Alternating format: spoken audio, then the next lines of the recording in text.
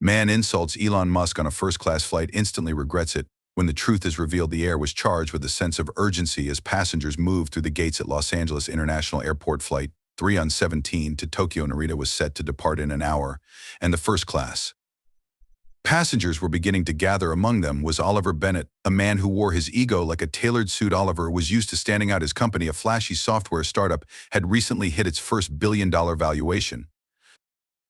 His social media feed was a parade of self-congratulatory posts. Disruption is my middle name. His latest caption read beneath a photo of him holding a glass of champagne. Mr. Bennett, welcome aboard. The flight attendant greeted him warmly, though the forced smile hinted she knew the type. Oliver nodded curtly and stepped into the plush first-class cabin, where each seat resembled a private pod complete with reclining features and a personal screen. Seat 2A, his home for the next 12 hours. He removed his blazer with a flourish, letting it drape over his seat, and retrieved a set of noise-canceling headphones. A glance at the seat assignment beside him showed it was still vacant. Good.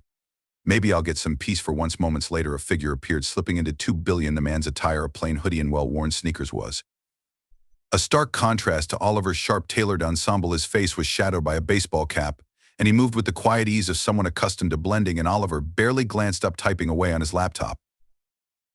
As the man settled into his seat, evening, the man offered casually. Yeah, sure, Oliver muttered without looking. He was too engrossed in drafting yet another tweet to his 500,000 followers. As the cabin door closed and the engines roared to life, Oliver felt a twinge of curiosity. Something about the man seemed oddly familiar, but he couldn't place it. Probably just another tech guy trying to live the dream, he thought dismissively, leaning back in his seat. The flight attendant walked by offering champagne. The man declined, opting instead for a bottle of water.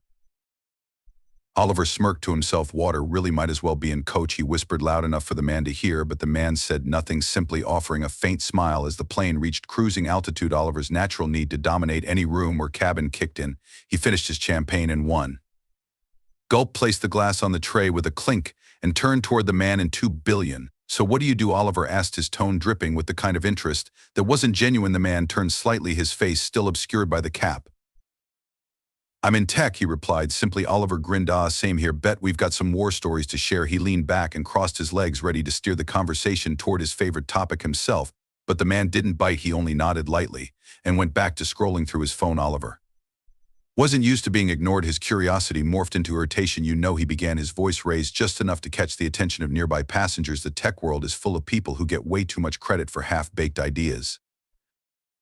Take Elon Musk, for example. Everyone's so busy calling him a genius they forget how reckless he is. The man in $2 billion paused, his finger hovering over the phone screen, but he didn't look up, encouraged by the lack of response. Oliver continued, SpaceX, sure, it's impressive if you like throwing billions at exploding rockets. Tesla, overrated, and don't even get me started on Twitter. That whole takeover, a disaster. A faint chuckle escaped from the man in $2 billion. It was almost imperceptible, but it lit a fire in Oliver. He leaned forward, ready to hammer his point home. You think I'm wrong? Oliver challenged. No, the man said, his voice calm, almost amused. I think you're passionate. Oliver frowned, unsure if it was a compliment or an insult. Passionate? I call it realistic. People like Musk, they just ride the wave of hype, nothing more. A few passengers glanced over now, subtly listening, and Oliver thrived under the attention, mistaking it for admiration. The man in $2 billion, however, seemed entirely unbothered. Well, the man said, finally looking up slightly, though his cap still shielded much of his face. Everyone's entitled to their opinion. Oliver rolled his eyes, taking the comment as a dismissal.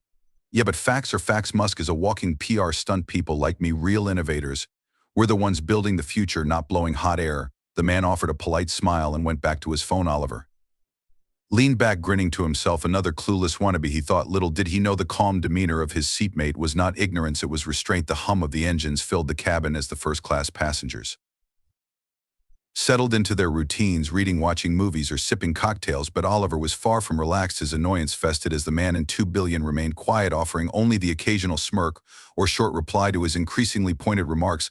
Let me guess, Oliver said, unable to help himself. You're one of those startup guys, something in crypto or AI, right? Everyone's jumping on those bandwagons these days. The man looked up briefly, his expression unreadable. Not exactly. The ambiguity only fueled Oliver's irritation. He thrived on being the center of attention, and 2B's lack of engagement was an affront to his ego. What's your take on Musk, then? Oliver asked, his voice sharper.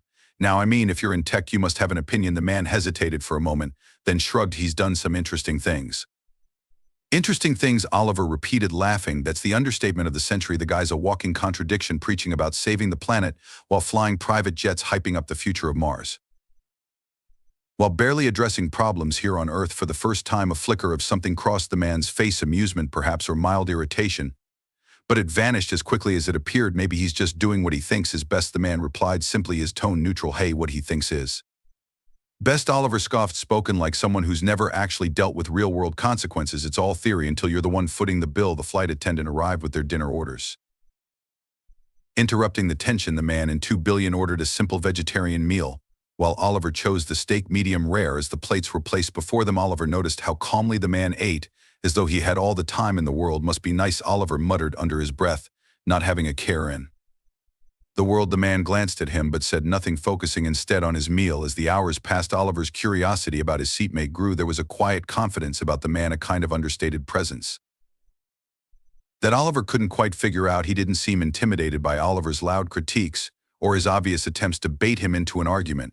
And then there were the whispers. The flight attendants who passed by seemed to glance at 2 billion with a mix of curiosity and respect. One even addressed him softly, let me know if you need anything, sir. Oliver noticed this and frowned. Who is this guy? He leaned forward, pretending to adjust his seat. The man's face was still partially obscured by the baseball cap, but something about his jawline, the way he carried himself, nagged at Oliver. As the cabin lights dimmed and the passengers around them settled in for the long haul, Oliver decided to let it go. Just some eccentric rich guy, he thought, nothing more. He put on his headphones and reclined his seat, missing the subtle glance his seatmate gave him, a look that hinted at something far beyond what Oliver could imagine. The hours passed and the cabin remained quiet, except for the occasional clinking of glasses and the rustle of blankets. Oliver, now several drinks into his flight, was feeling loose and emboldened. He leaned back, scanning the cabin for any new distractions. His gaze landed once again on the man in 2 billion. All right, Oliver said, breaking the silence between them. I give up. You've got to tell me what's your deal. You've been sitting there all calm and mysterious. Let me guess, you're some venture capitalist or an eccentric trust fund kid. The man chuckled softly, his eyes not leaving the page of the book he just opened. Close, he replied, though he offered no elaboration. Come on, Oliver pushed, his voice carrying a hint of challenge. You can't just sit here like some enigma and not spill a little. The man finally looked up, meeting Oliver's gaze directly for the first time. His eyes were sharp, observant, and suddenly very familiar. But before Oliver could piece it together, a flight attendant approached their row with an air of formality. Excuse me, Mr. Musk, she said, her voice respectful but professional. The captain wanted me to let you know that your connection in Tokyo is confirmed, and they'll be ready for you upon landing. Oliver froze. The words didn't register at first, as if his brain needed a moment to process. Mr. Musk, the man in 2 billion offered the flight attendant a polite nod. Thank you, he said, his tone warm but understated. The pieces clicked into place with a jarring finality. The hoodie, the unassuming demeanor, the quiet confidence. It wasn't just anyone sitting next to him. It was Elon Musk. Oliver's mouth went dry. His heart thudded in his chest as he replayed the last few hours in his mind. Every insult, every critique, every mocking jab, it had all been directed at the very man he thought was an untouchable public figure miles away from his life.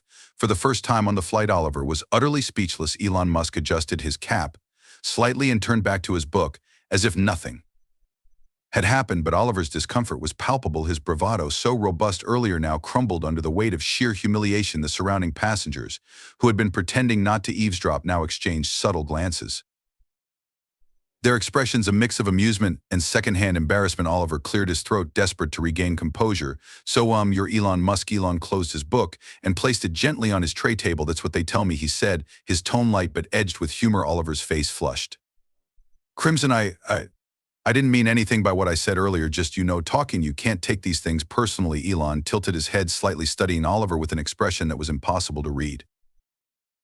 Then, with a small smile, he said, don't worry, I don't. The tension in the cabin was thick enough to cut with a knife. Oliver fumbled for his drink, taking a long sip in a vain attempt to steady his nerves. Elon, on the other hand, seemed utterly unfazed, exuding a calm that only heightened Oliver's discomfort. So Oliver started trying to claw his way out of the hole he dug. You're probably used to people criticizing you, right? Comes with the territory. Elon leaned back, his expression thoughtful. I suppose, but I've always believed criticism is useful, as long as it's constructive. He glanced at Oliver, a flicker of amusement in his eyes. Was yours constructive? Oliver's face burned. Well, I mean, I didn't know I was talking to you, obviously. Elon's smile widened just slightly, but his tone remained measured. Does it matter who you're talking to if the points are valid, they stand regardless of the audience. The response left Oliver momentarily stunned. For all his bravado, he had no comeback. Elon, however, wasn't done. You mentioned Tesla, Elon said, his voice calm but deliberate. Do you know how many lives have been saved by our driver assistance technology? How many people avoided accidents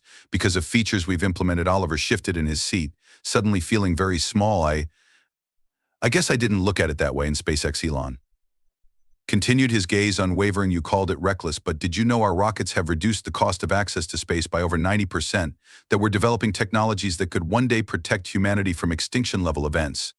Oliver opened his mouth to respond, but nothing came out. The weight of Elon's words hung in the air. And as for Twitter, Elon said, his tone softening slightly, yes, it's chaotic, but sometimes chaos is necessary for change. Ideas evolve through friction. Without it, there's no progress. The entire first-class cabin seemed to hold its breath. Elon's words weren't angry or defensive. They were simply factual, delivered with the quiet confidence of someone who didn't need to prove anything. Oliver swallowed hard.